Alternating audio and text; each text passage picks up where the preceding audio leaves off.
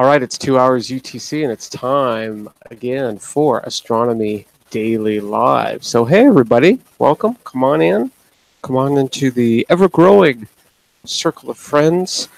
We sit around here in our virtual circle, maybe on our virtual porch, on our virtual lounge chairs, and just think and talk astronomy for about an hour or so, more or less. It usually goes a little bit more, but don't pay much attention to that. I am mindful of the time, but yeah, we usually go a little bit over an hour, just because there is so much. There is so much.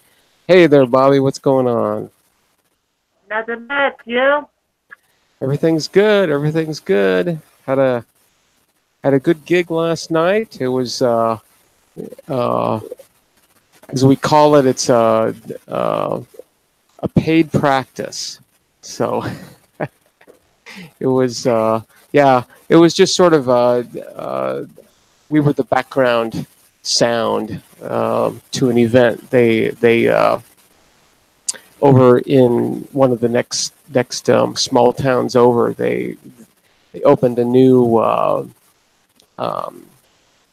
health clinic, and they were having a ribbon cutting ceremony and all that. So yeah, we were just sort of the background, and I think everybody liked it. And yeah, just get to play for an hour or so, and that was great. So yeah, I actually got home almost exactly at 2 hours UTC, and for a microsecond, it's like, oh, maybe I should get on, but then, that would break my number one rule, and that is don't hurry. So, all right, well, welcome everybody. Come on in. I'm going over to the chat really quick. Ata is in the chat. Nice to see you. Fogged out.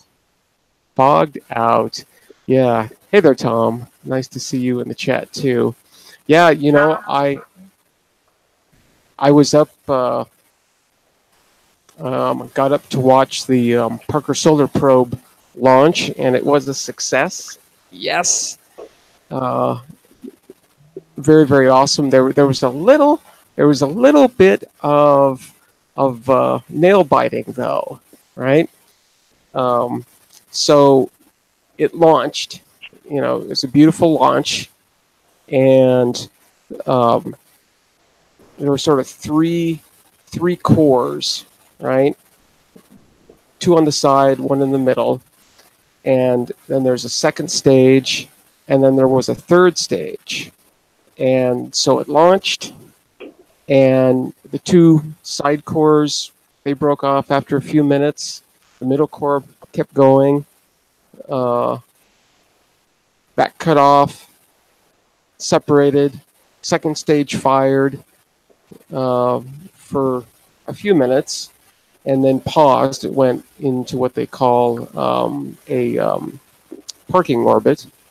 And then after, I don't know, 10 minutes or so, 15 minutes or so, it refired and fired for a long time. It's like, man, I can't believe that they're carrying that much fuel, right? But it fired for, I mean, I don't know how long, 8, 9, 10 minutes or so. So then that cut off, and as soon as the second stage separated from the third stage and the spacecraft, they lost telemetry of the third stage. They were calling it intermittent telemetry, and for about, oh man, I don't know how long, maybe 5 or 10 minutes, you could see everybody just sort of like they were just like frozen, right? And I mean, I was too. I'm like, oh no, the second stage dropped off. The third stage ignited, and boom, right? And boom, that's what was going through my head. I think that's what was going through everybody's head. Uh, it's like, oh no, oh no. But then maybe after, I mean, it seemed like a long time, maybe 10 minutes or so. Uh, um, uh, um, they confirmed that they were getting telemetry, and that everything was okay. And everybody just threw off their headphones and left. So yeah, I thought that was really, really great. They just sort of like, phew, okay, bye.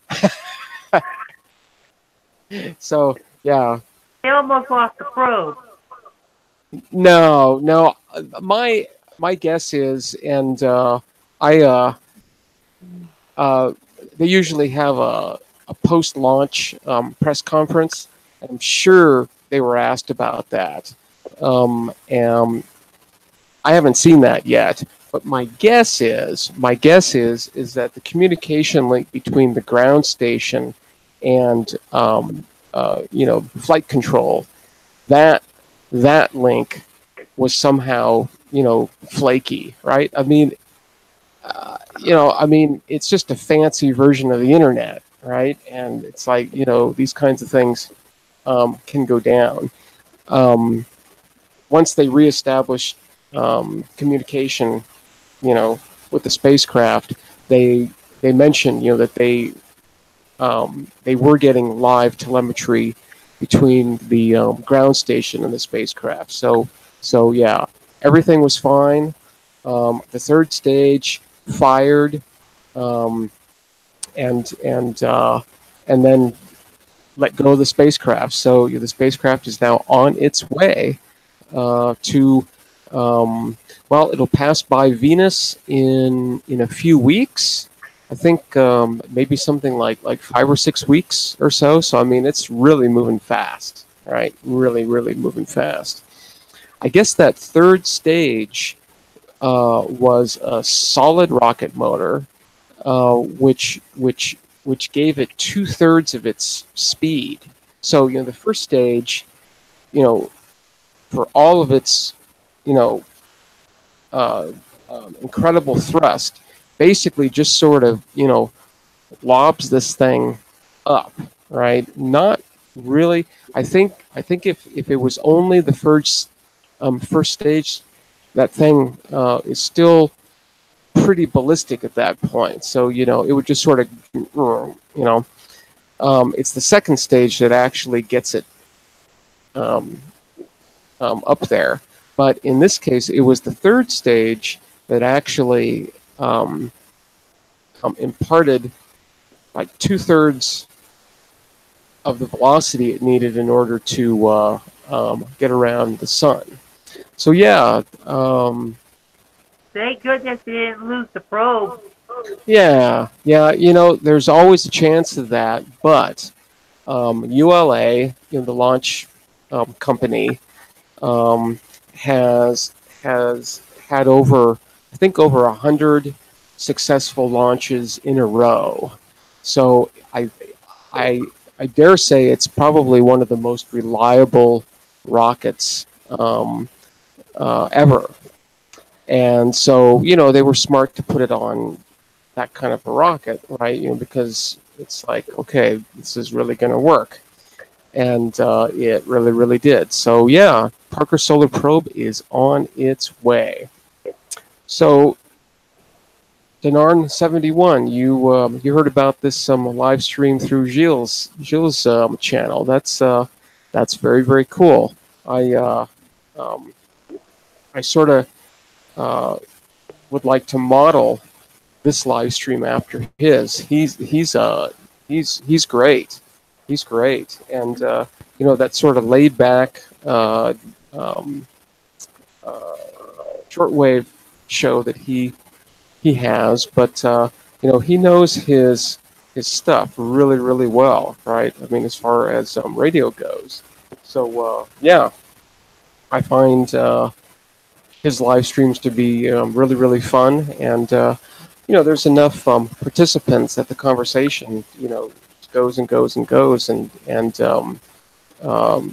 as you and Bobby know, he usually lags behind by 10 or 15 minutes, right? Because he's going through the chat comments one by one, and he talks about each one of them. So yeah, very, very cool, very cool. So yeah, we had a midnight movie over on my Rabbit room every single Monday at 0 hours UTC over on Rabbit, RABB.IT.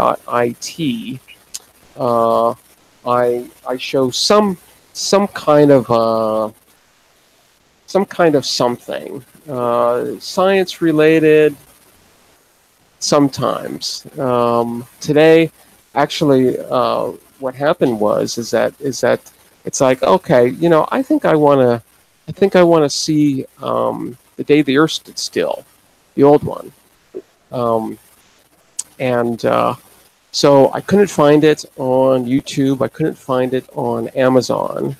So it's like, okay, well, I'm going to try, because I've got a digital copy. I'm just going to go ahead and try uploading this to my YouTube channel and see if I can play it from there, right? Well, so I let this thing load, and I'm out in the middle of nowhere here, so our internet speeds are pretty slow. So took a couple hours to upload, but I noticed right towards the end of the upload, I don't know exactly when I got it, but I got an email from YouTube saying, no. So yeah, even before it was completely uploaded, it was blocked. So it's like, well. So I went back to YouTube and I did another search for The Day the Earth Stood Still, and noticed this other movie called The Cosmic Man. And, it's just an old sci-fi flick. I saw the copyright was 1958, and so that's what we watched tonight. It was Bobby and Tom and I, and yeah, that was pretty cheesy. So, but that's sort of what I was expecting. So, cheers! I've got the hydrogen hydroxide again tonight, HOH. So, cheers. We did have about a few visitors up on there, but they didn't stay long. Yeah. I think I on Rabbit there is an open room and a closed room, and I figure, what the heck, just do an open room, and see if anybody else pops in, and some did, but for a very, very short amount of time. So those might have been robots. They might have been, who knows? But yeah, it was consistently. Yeah, but with friends on Facebook, that are just actually bots. They think they're a real person, but they're bots. Yeah. So very, very cool. Hey there, Catherine 313. The Perseids have begun. In fact, let's if you're not aware of this site, let me let's see. Let me do that. I'm gonna get rid of that. What was that, Bobby? I was telling Catherine, welcome. Ah, yes. Excellent. Okay, I'm going to share my screen here. Share the whole thing. I'm going to hide that. I go over here and Have a nice doodle as well. oh yeah, Yeah. I'll have to check that out. See, I know that I posted. There's an organization, the International Meteor Organization, that is posting a zenith hourly rate of the Perseids. Oh, so anyway, to finish my story in terms of the Parker Solar Probe, after they deployed the satellite, right, which was about an hour and a half after launch or so, it's like, oh, you know what? It's early. Let's. I'm going to go outside and look at a few of the Perseids, right? And so I go outside and I see like one star. So yeah, I was clouded out. It's just a real bummer. So I think it might be clear tonight. I'm trying to find the link to that link that I posted. Here we go. Showing the latest data coming in on that. It is definitely on the increase. I can tell you that before. So we're up to 62 observers and 171 sessions, and you can see that as of at least August 11th. So that's actually a couple of days ago now. They're up to almost 30 an hour. So, yeah, for sure. Tonight is the night. If it's dark, where you are still, get out there. Yeah, because tonight is the night. For sure. All right, well, cool.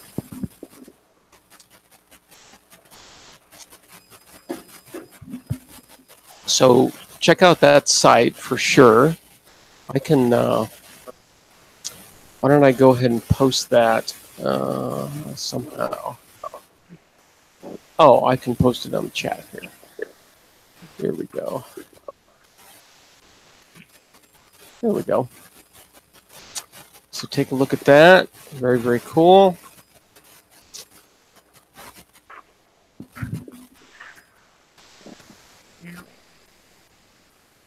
All right. Well, in addition to the usual hydrogen hydroxide, I've also got some. Whoop. I'm gonna do this one. There we go. There we go. I've also got some still relatively hot coffee here in this nice thick mug. Dirty on the inside though.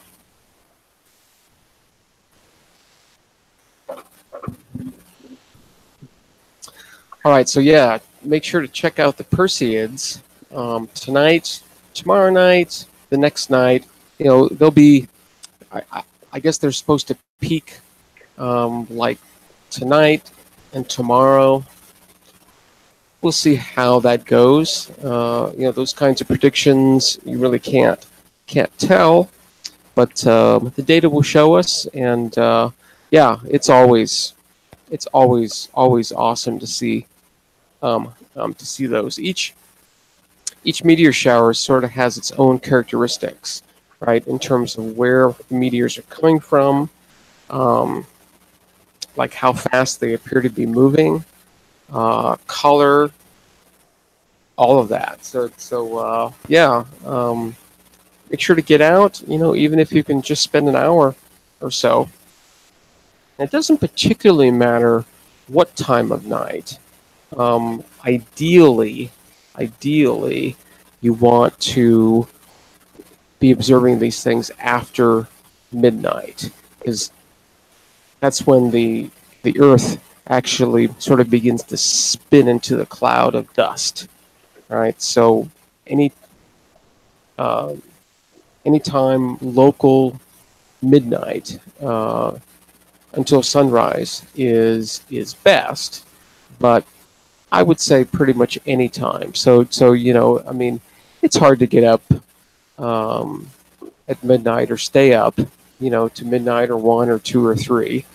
Um, However, you know, if you want to get into astronomy, you do have to make those kinds of accommodations, right?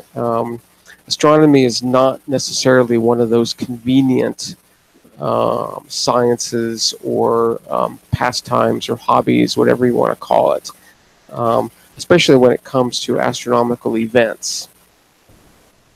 So yeah, you've got to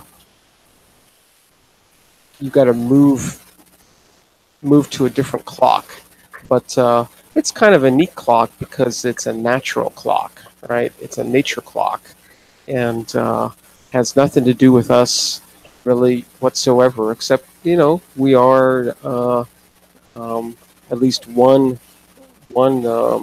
group that can sort of observe these things, and meteor showers actually are one of those events that is a shared experience, right? And not the actual meteors themselves; those are actually pretty local. Um, but you know, the entire planet is moving through this cloud of dust and you know small rocks and chunks of things. Um, so yeah, kind of a shared experience and very very cool. Now speaking of a shared experience, and this is something that I forgot to mention. I meant to actually mention this at least a week ago or so. Um, but there is going to be a really, really interesting occultation um, on the 15th, on the 15th of August, at approximately 5:33 UTC. The minor planet Pluto is going to be passing in front of a star, and pretty much everybody in North America uh, is going to have a chance to be able to see this thing. So yeah, as I said, it starts, or I think the midpoint of the occultation is going to be around like 5:33 UTC. So it'll start a little bit before that and go a little bit after that. Um, so the only problem, um, the only real problem with this occultation is that the star is very, very faint. Couple of sources, I'm not exactly sure what the exact magnitude is. I've seen a magnitude of 12.6, and I've seen a magnitude of 13.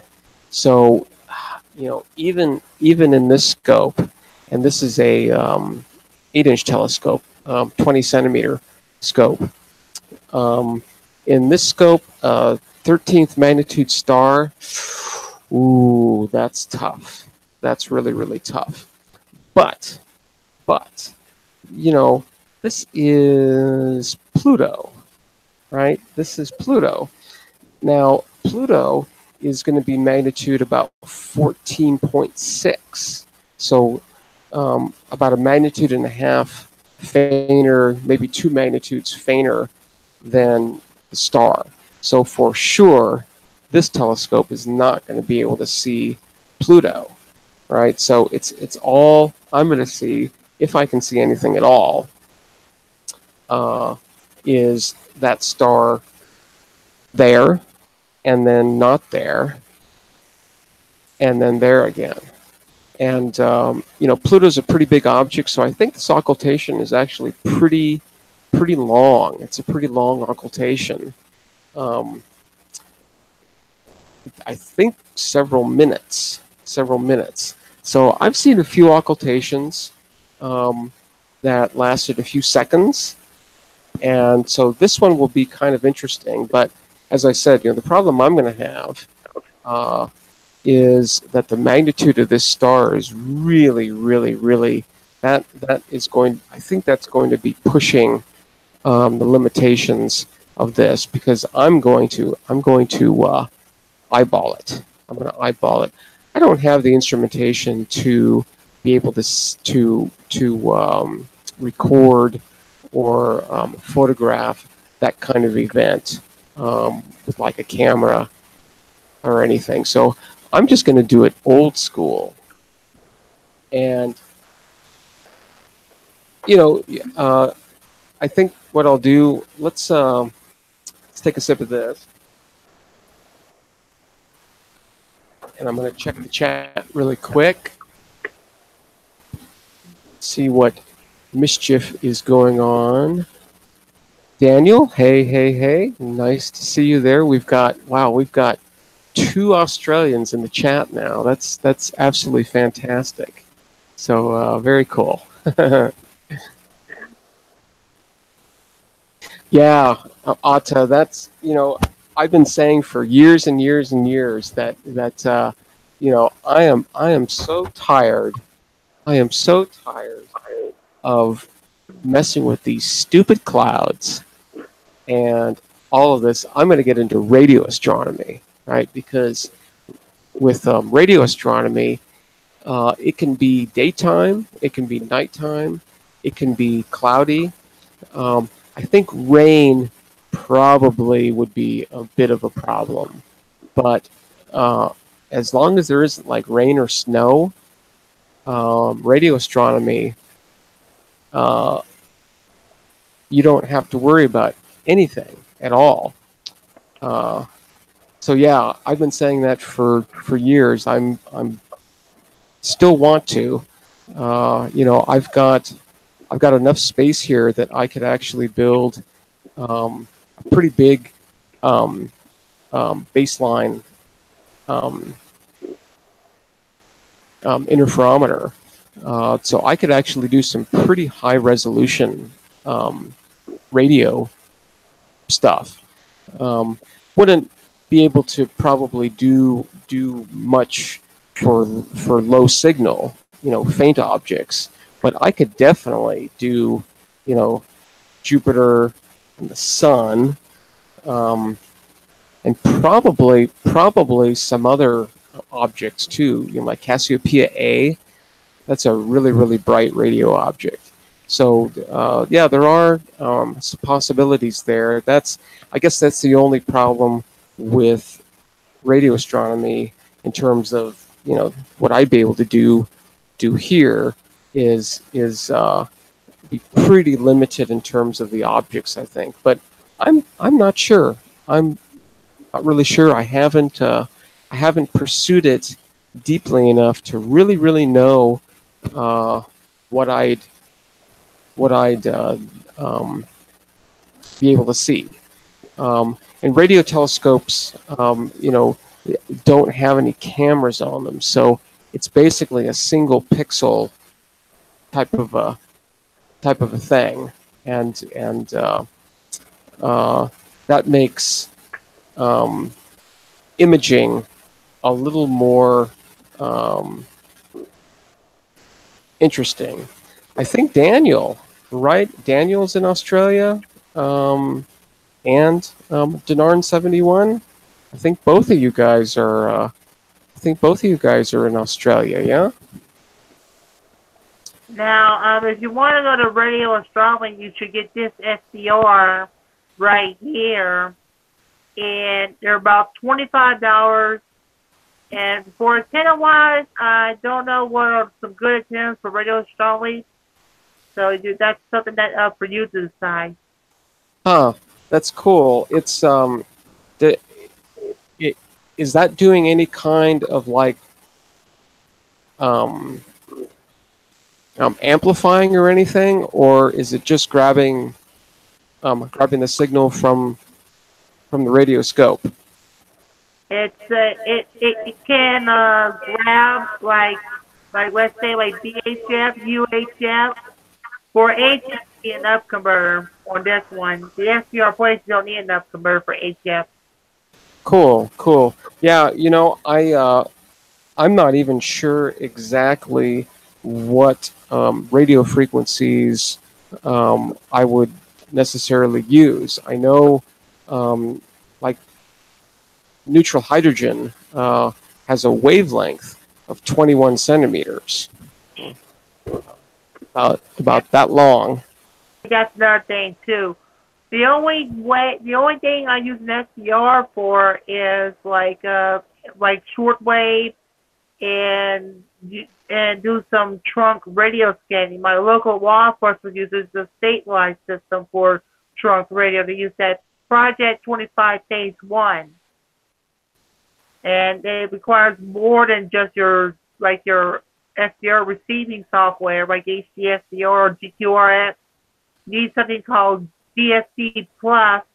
And what does that once you get like a patch audio, you need like a patcher for your audio and stuff. So once you get the patch, you get the software, you get it configured, you should be all right. Interesting.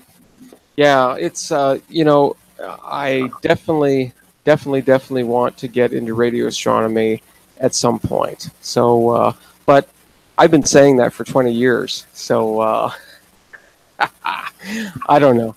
Okay, anyway, let's look at this occultation of this star by Pluto really quick. So I'm going to share my screen again. And if you're interested in observing this, what I recommend that you do either tonight or tomorrow night, you know, before this event, is you go out and find this star. That is probably the most important thing that you can do. Now I'm gonna go here first, I think. Yeah. So here's a finder chart that looks like a pretty good finder chart for that. So there he is here. You can sort of see up at the top and on the bottom is right ascension. So what, it's around 19 hours, 22 minutes, 10 seconds or so. Well, I'm going to hide that. And a declination of almost exactly negative 22 degrees. So I'm not quite sure what this might be. The ecliptic. It's probably, yeah. It might be. It's probably, yeah.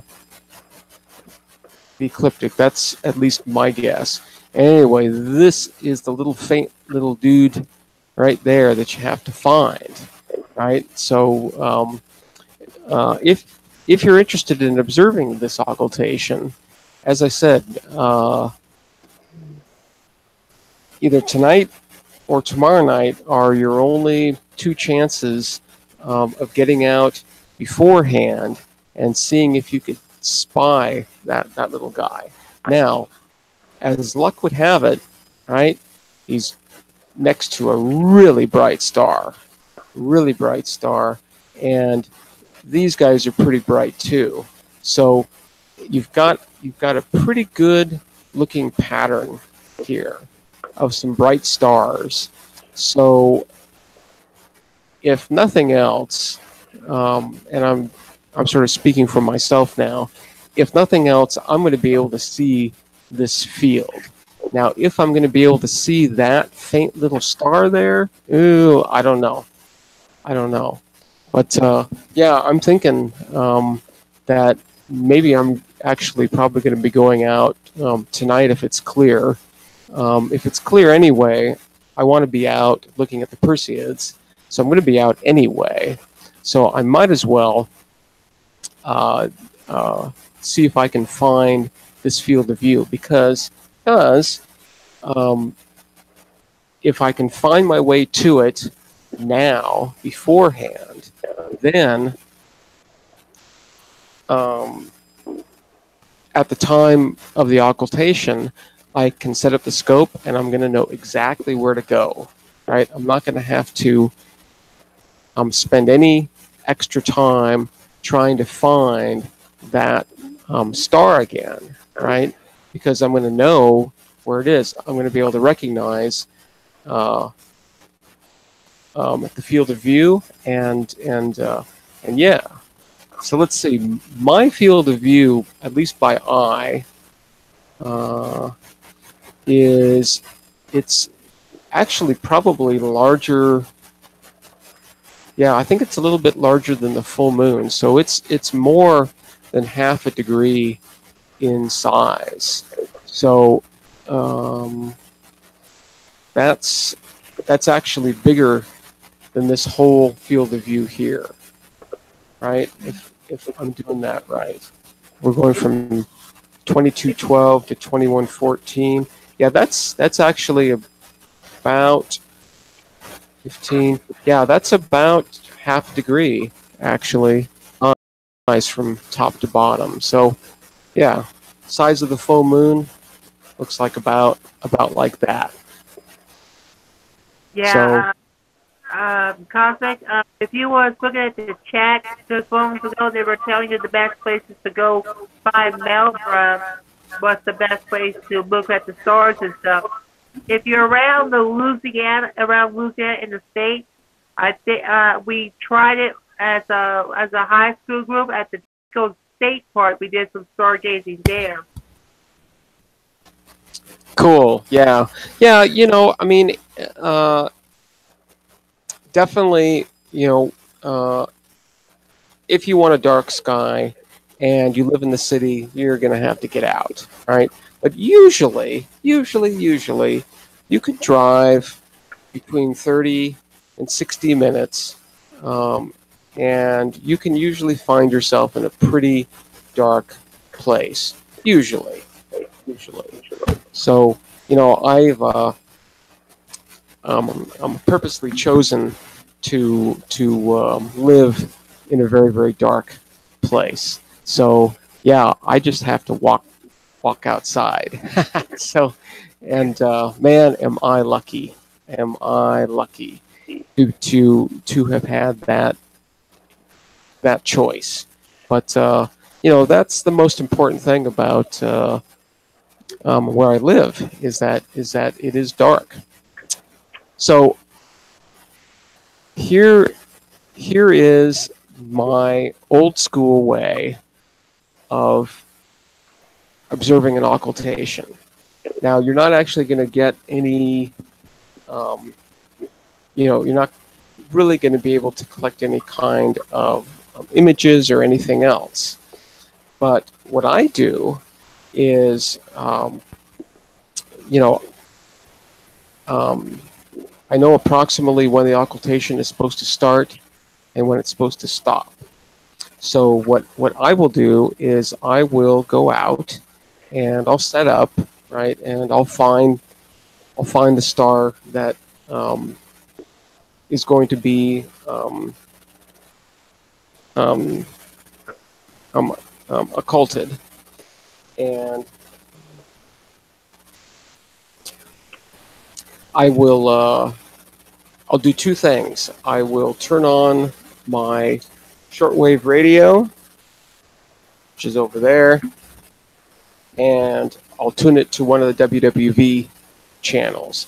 I think good reception here is at 10, so I usually do that, and then I will turn on some kind of audio recording device that can hear the WWV and me. Right? It's got to be able to hear both. I've got to be able to hear what time it is, and it also has to hear me. And so, at the appointed time, I will start looking, right? And I'm just going to have an eyepiece on this thing, and my own eyeballs there. I'm looking at this thing, and when I see that star vanish, I'll just yell out, right? I'll just go, "Hup!" or something. You know, I'll yell out some kind of a pulse sound, and then I will wait. And when I see the star again, I'll yell again. Now, hopefully, the WWV time has been recorded, and my voice has been recorded, that I can take that audio file and I can look at it through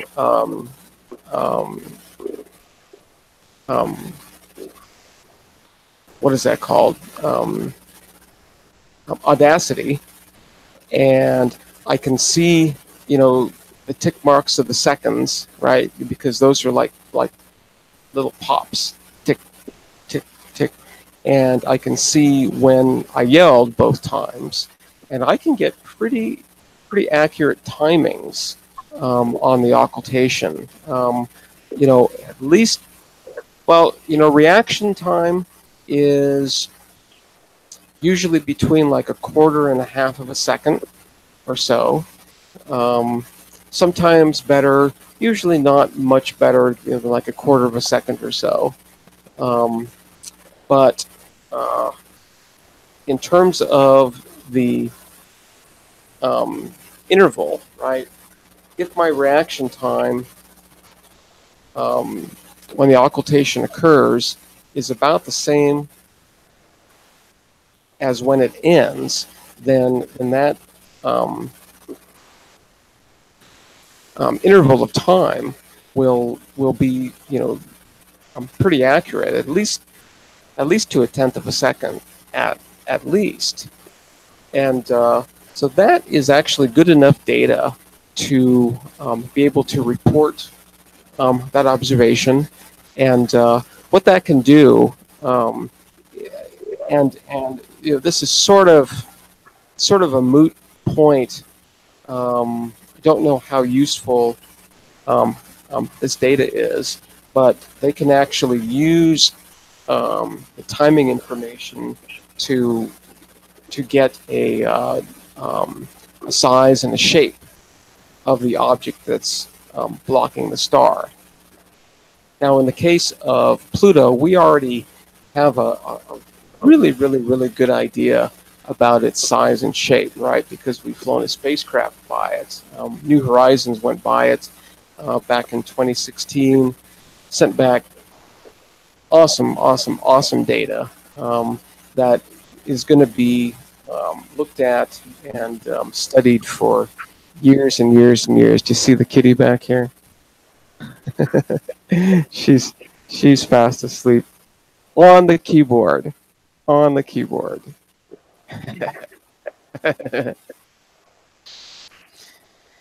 So yeah,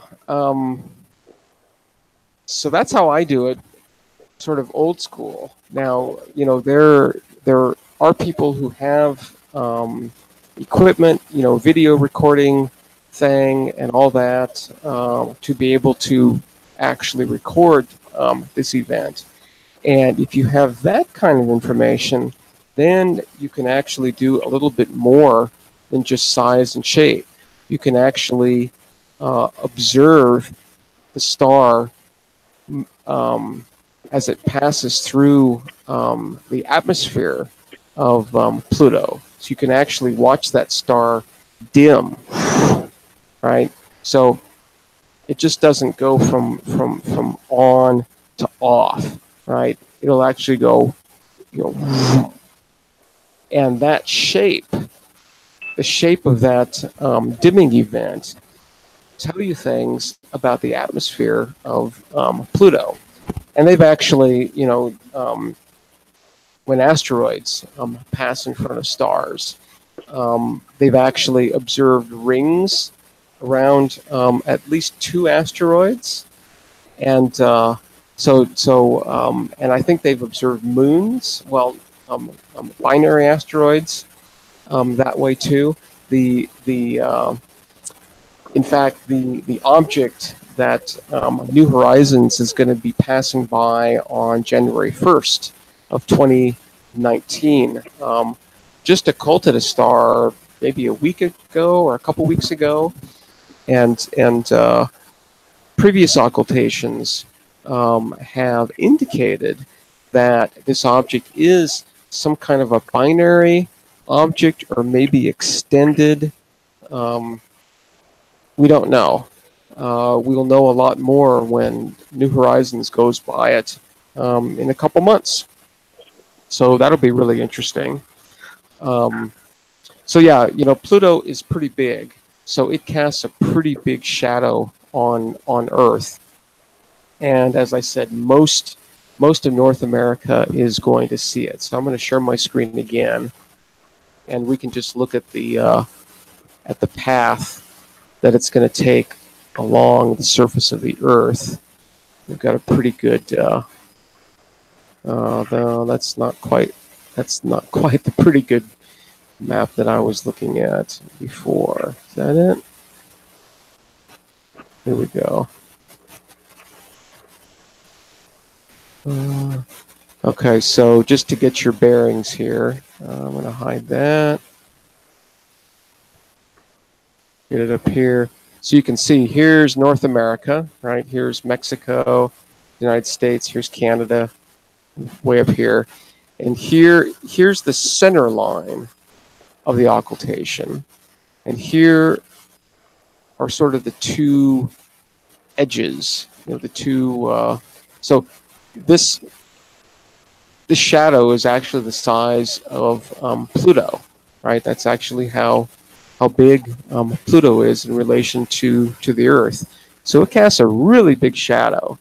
So that's why I say, I mean, everybody in the United States, everybody in Canada is going to be able to see this. Now, as you move north, that star is going to appear to be lower and lower and lower to the horizon. But you know, even in southern Canada, you might be able to see this. United States is going to get a pretty good shot, and I am located right about there. I am like extremely close to the center line. So, you know, I cannot possibly ignore that. There's just no way. You know, the astronomer in me is like, okay, I've got to do this, right? I've got to at least try. So yeah, so take a look at that. So here's the same field of view, just sort of blown up, right? They've made all the stars really, really big. I don't really like this. I think this makes it more confusing than anything else. But there's our target star, target magnitude about 13th or so is this dot here. So these dots here are even fainter, right? Here's some really, really bright ones, fainter, fainter, fainter, right? But here's our guy. That is the one that is going to be occulted. As I said, I really don't like this finder chart. It's a little, yeah, I don't know, it's a little confusing. Too many stars. You know, in order to see all these stars with your own eye, you would have to have a pretty sizable scope, right? I mean, they're talking about 16th magnitude stars. So you'd have to have at least like a 20-inch or a 24-inch in order to see a star that faint naked eye. And yeah, not everybody has those. So let's see, what else do we have here?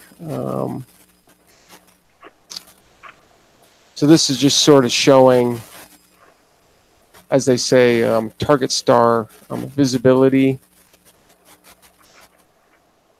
Let me, why don't I post this link to the chat so you all can grab it that way.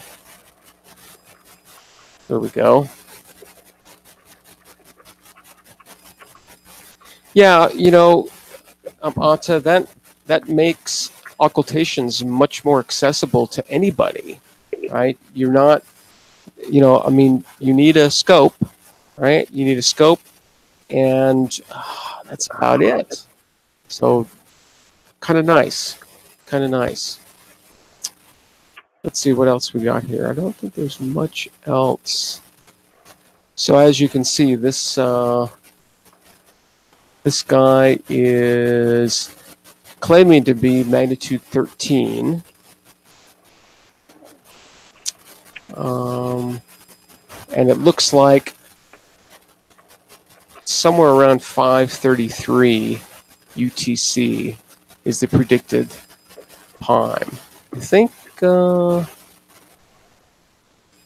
yeah, I'm just sort of looking for my location, sort of the closest city I think listed here for me is Yuma. But you can look through this to see if there's sort of a city near you on this list. But looks like sort of the closest one here, and I guess, yeah, it's supposed to go quite a ways. I think what I want to do is look at one more site. Location. So here, and let's see if it actually lists Pluto. I would think that it would, but I'm not seeing it on this list. Looking at the 15th here. I'm not seeing a Pluto occultation. Let's see. August 2018.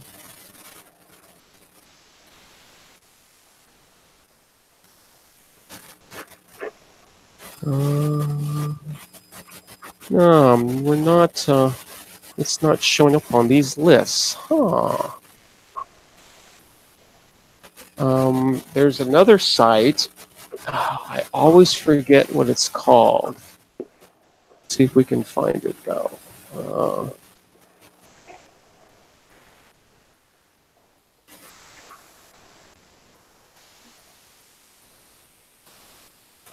Point source. I always forget point source. Okay, let's look here.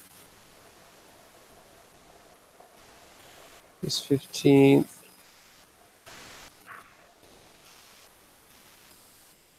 Well, dang, I'm not seeing it there either. Huh. Okay. Well, I guess we're going to have to just live with the info that we've got. I'm thinking that this might be the entire occultation event. So this is a long one. This is 12 minutes. 12 minutes long.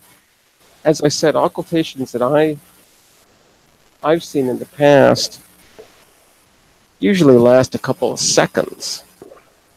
So it's going to be quite extraordinary to have to sit there for 12 minutes. That's going to be painful. But yeah, you do what you got to do.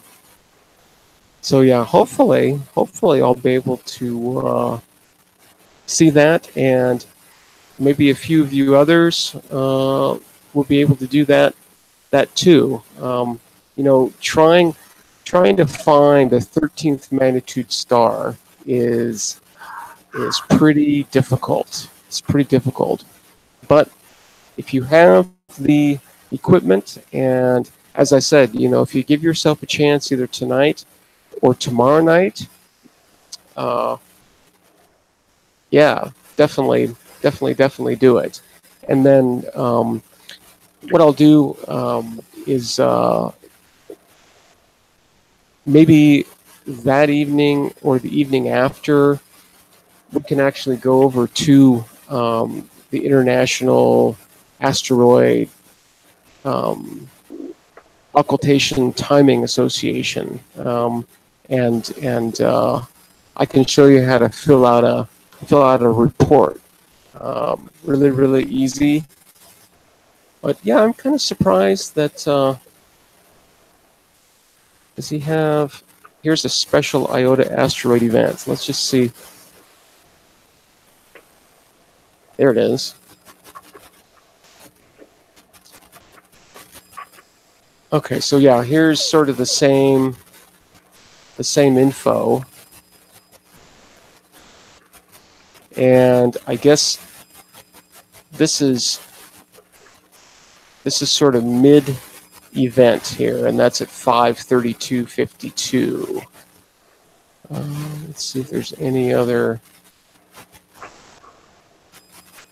info on this.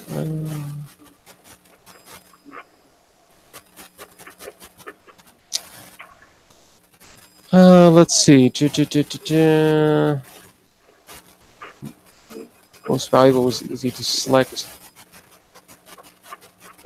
5.5 UT, a Tuesday night, visible from most of the USA. The currently predicted northern limit extends approximately from Central California to Lake Superior, while the central line, from near which a Plutonian atmospheric central flash is probable, crosses Georgia. So, kind of interesting. Kind of interesting.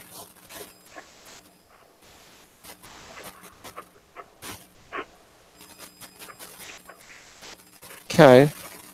Well, we'll see what happens. We will see. As I said, if it's clear tonight, I'm probably going to go out and try to find this field of view. Not necessarily that one. I'll probably use this chart here. I guess they've also got some pictures of the star field too.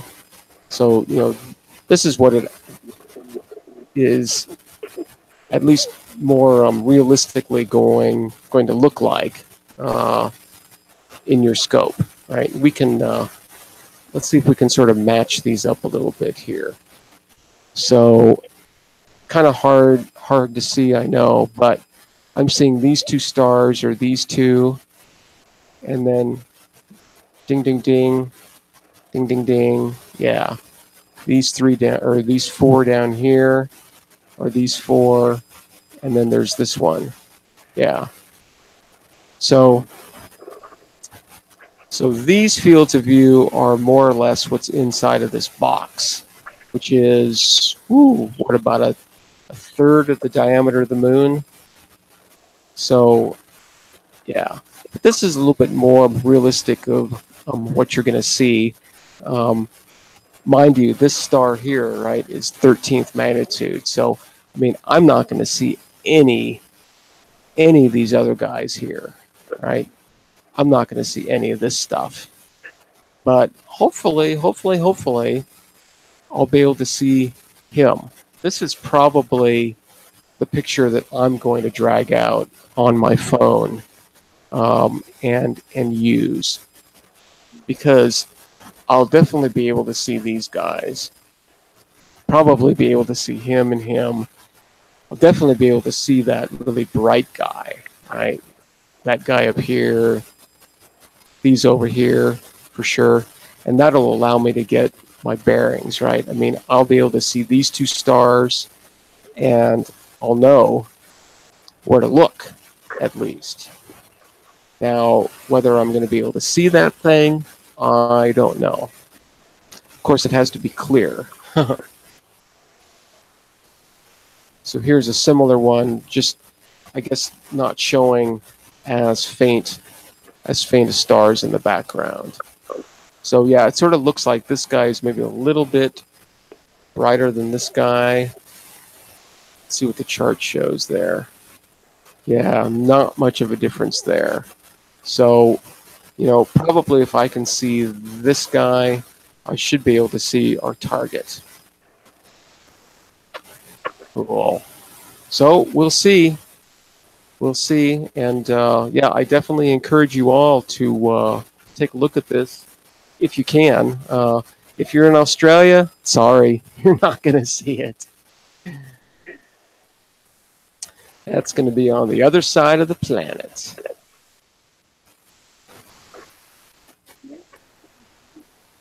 All right, well, cool. You know, I think what I want to do too, just because, let's I was going through some of the latest astronomy pictures of the day, and I just, you know, this live stream isn't about, you know, teaching you anything. Not necessarily. It's not, you know, I'm not here to, you know, to preach or to, you know, tell you how things are. What I'm here doing is just sharing a passion. You know, looking out into the extraordinary and beautiful universe, and sharing that with all of you. And oftentimes these astronomy pictures of the day are quite extraordinary. So let's just run through a few of these. I was looking at some of these already, but I don't think that we've looked at this in quite a while. So let's just spend a few minutes and just sort of go through these and see what we see. So there's M31, M32, and M110.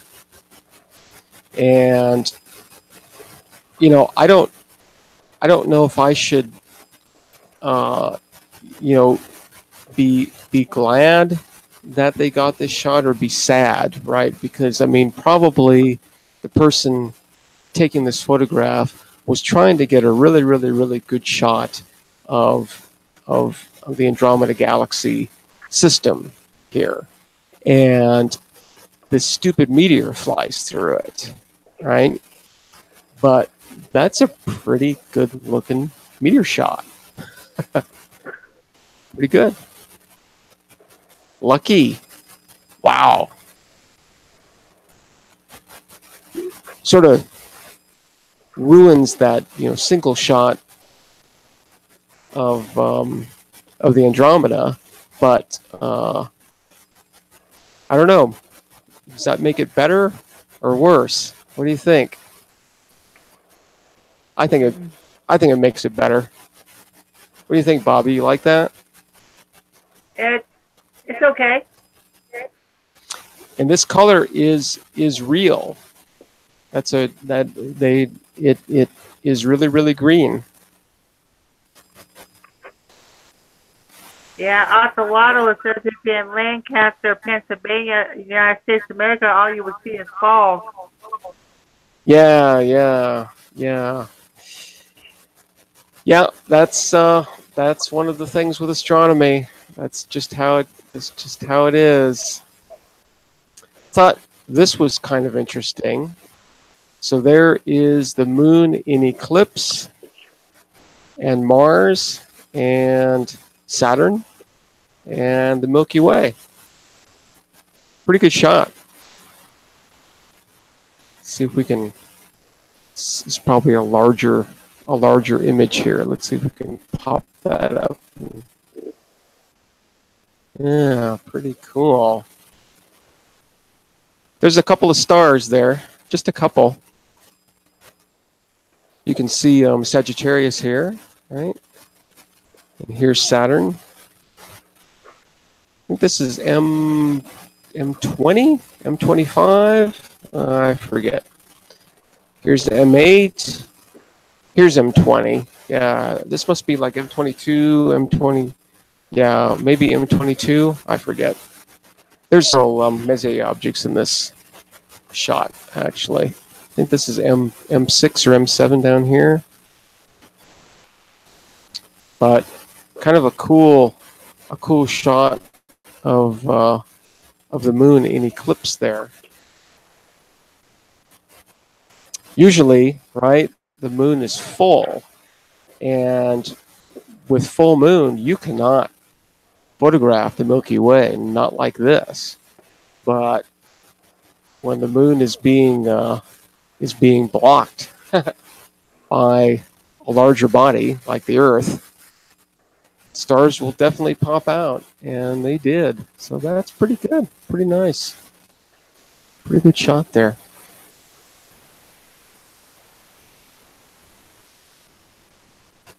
Spiral galaxy. Here's another something there. Don't know if that's maybe a background galaxy or maybe a star cloud that's associated with this. Probably a background, I would think.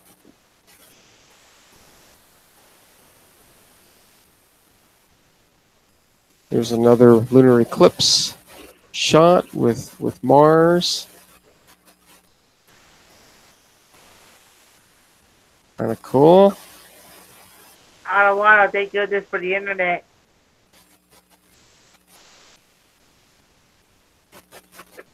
Yeah.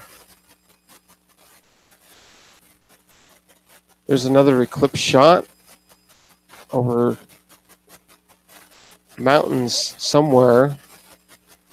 Are those the Tetons? I don't know. Sagittarius again, Saturn, Mars, Moon.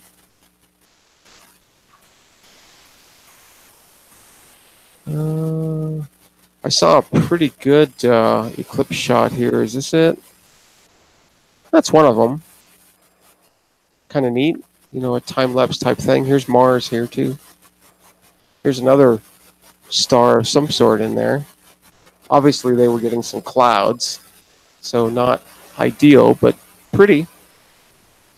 January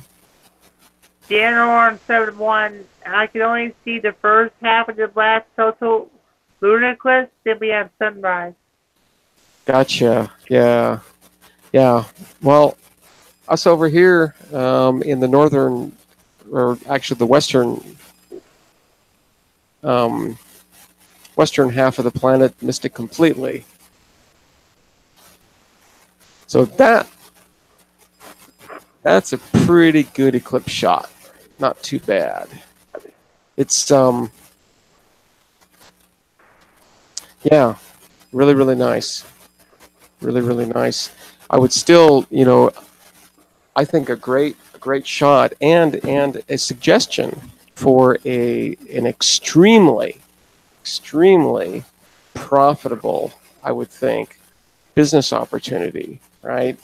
Is send a spacecraft to the moon to land on the moon that has a camera, either a video camera or just a regular old still camera, and either, you know, time it such, or, you know, make sure that it lasts long enough to be able to take a picture of the Earth during a lunar eclipse. That view, I think anybody who would buy that picture. You would sell millions and millions and hundreds of millions of those shots. No problem at all, because what you would see is this, you know, this dark Earth with this sunset red ring all the way around it, and man, you would sell hundreds of millions of those shots. Easy. It would easily pay for the mission to do that. So somebody get on that, please. Let's see what else we got here.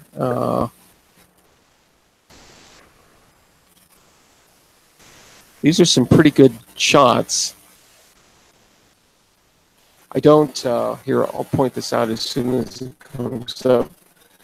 I don't, I mean, these rays coming out of here, those are called action spikes. They're actually caused by the optics in the telescope.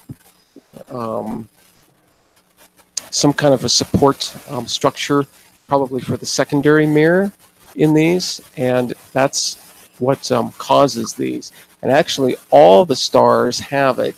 It's just you can only see it with sort of the brighter ones, but all of them have it.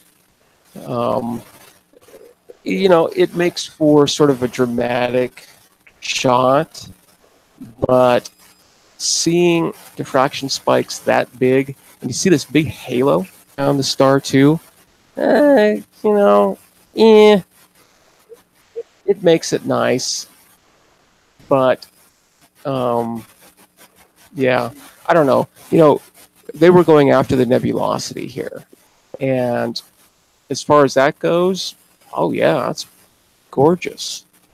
Good color. You know, good choice of color, and nice resolution. Really, really nice. You're seeing some amazing structure in here. Obviously, some stars in here are lighting up this area really, really nicely, causing a lot of reflection and emission.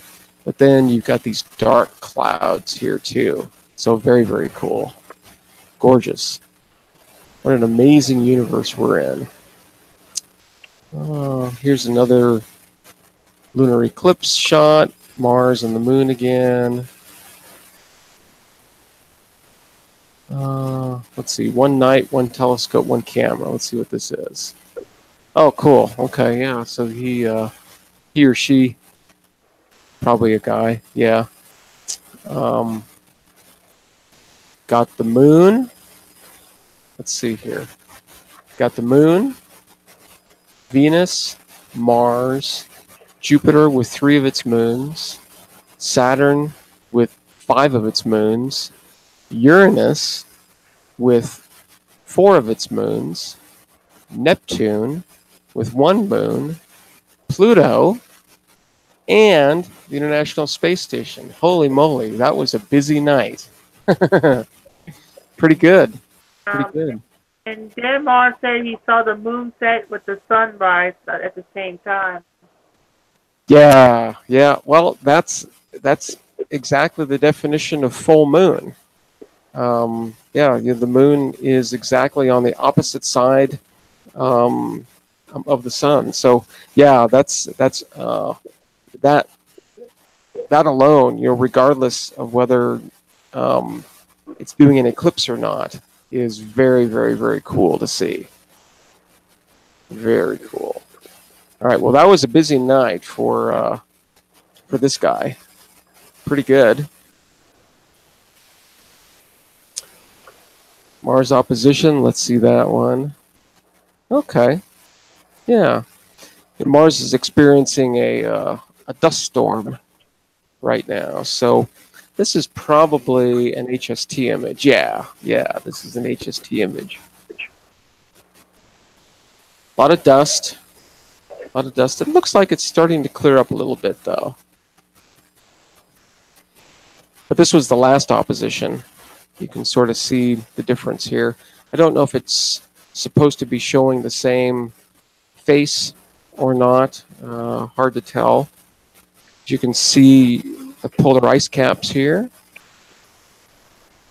This, I think they've determined that this is actually carbon dioxide ice,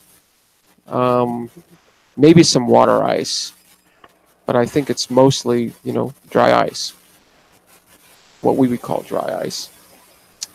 So here's a dark nebula. Dark nebulae are usually pretty cool looking because they look like clouds, right? And that's all they are. They're just really, really, really big clouds of gas and dust that don't have any stars around, so there isn't anything to light them up, at least not much. So you get these nice. I want to know how long will it take for that dust to clear up. She was hoping to get a good view of Mars when it's still close.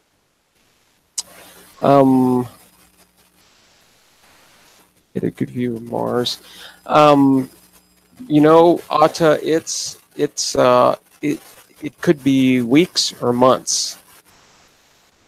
So I think it's slowly clearing up, but yeah, I think the timing of this is such that I don't think we're going to get as good of a view as we could.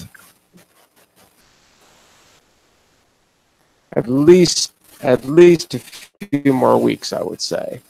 It's a pretty good shot. There's a couple stars in there, just a couple.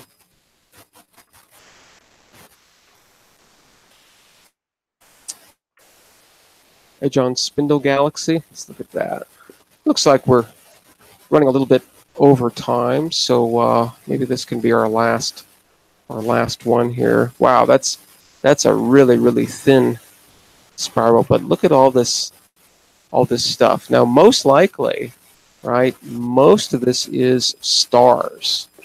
Most of this fuzz isn't, I don't think, is going to be gas and dust. It's going to be, what we're actually seeing is stars. It's just that they're so far away and so, you know, tightly packed that it looks like fuzz.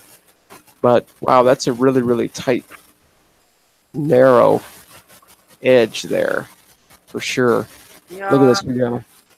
Alpha said she even got a special filter, which she was able to see it and stuff. Yeah. Well, you know, you can see structures on Mars anytime. It's just, you know, during the opposition, it being so close, right? Mars appears much larger. So, you know, those features are going to be more obvious now. But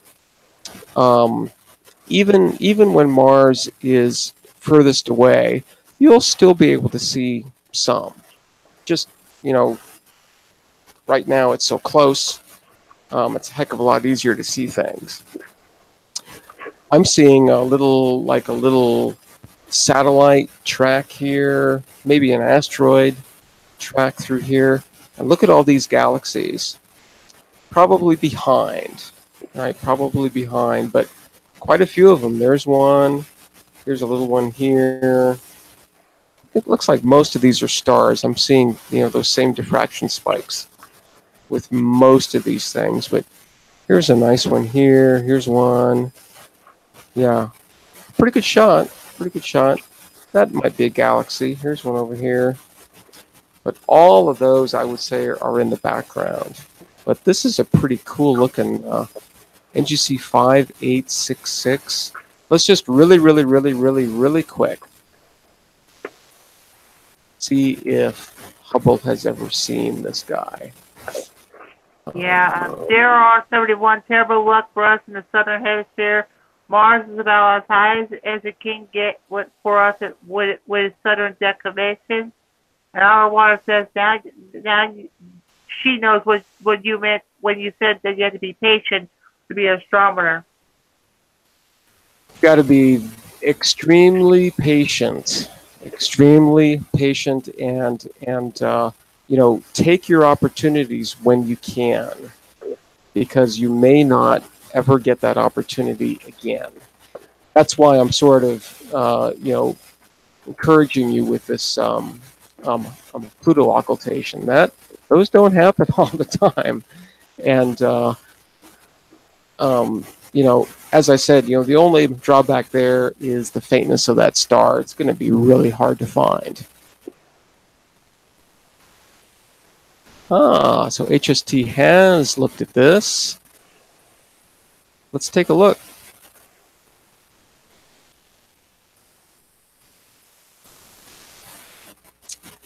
Okay, so that's a very zoomed in and overexposed for sure. But oh, look at all these galaxies behind. Wow, look at them all. There's some interesting dark stuff here. Note that this is a negative, right? So everything bright here is actually dark, and everything dark here is actually bright. So this looks like it's just maybe looking at the central area, right? So that would sort of be looking here. Pretty good shot, though. let's see what else they got. It looks like, yeah, it looks like these guys looked at this object in 3 different colors. Yeah, really long exposures too. 3,900 seconds. That's over an hour. Let's look at and see what these guys did back in 2003. Whoop, over here. Okay, so pretty much the same kind of view. Look at that dark dust line. Isn't that amazing? Pretty amazing. Let's see what these guys were actually looking at. We can sort of look at a synopsis of what they were doing. So we propose to use ACS wide field camera to conduct the first comprehensive HST narrowband imaging survey of the central regions of nearby bulge-dominated disk galaxies. Cool. Large field, the unprecedented number of galaxies representing many different environments. It'll have important applications for many astrophysical problems of current interest, and it will be an invaluable addition to the HST legacy. Cool. Search for emission line disks suitable for future kinematic measurements. Second, we'll investigate a number of issues related to extragalactic star formation. So they're looking at H2 regions, these so-called star-forming regions. Yeah. So yeah, they're looking at star-forming regions in this thick disk here. Very cool. Nice shot. What else they got here really quick? I know we're running really over, but you know what? This is a cool looking little galaxy. So here they're looking at this galaxy in the infrared, right? With a camera called NICMOS. Let's just take a look at what this thing looks like in the infrared really quick. Yeah, cool. A narrower field of view, seeing a lot more of this band. Look how it sort of cuts out in the middle here. Huh. Interesting. Take care, Adelana. Yeah, I think let's all get out of here. Definitely run a little bit over time, but definitely worth it. Definitely worth it. So thanks everybody for coming in. Glad you could join us all again on this continuing adventure just to share the passion of astronomy. Really fun to get together every single day at 2 hours UTC and just think and talk astronomy for a while. So all right everybody, I will see you all tomorrow, a little less than 23 hours from now. The Earth is going to spin around once. So don't get dizzy. It's not too bad of a ride. It's pretty smooth. So, all right. I will see you all later. Thanks for coming in. Make sure to smash thumbs up if you so desire. Subscribe if you haven't. All right. Take care, everybody. Bye.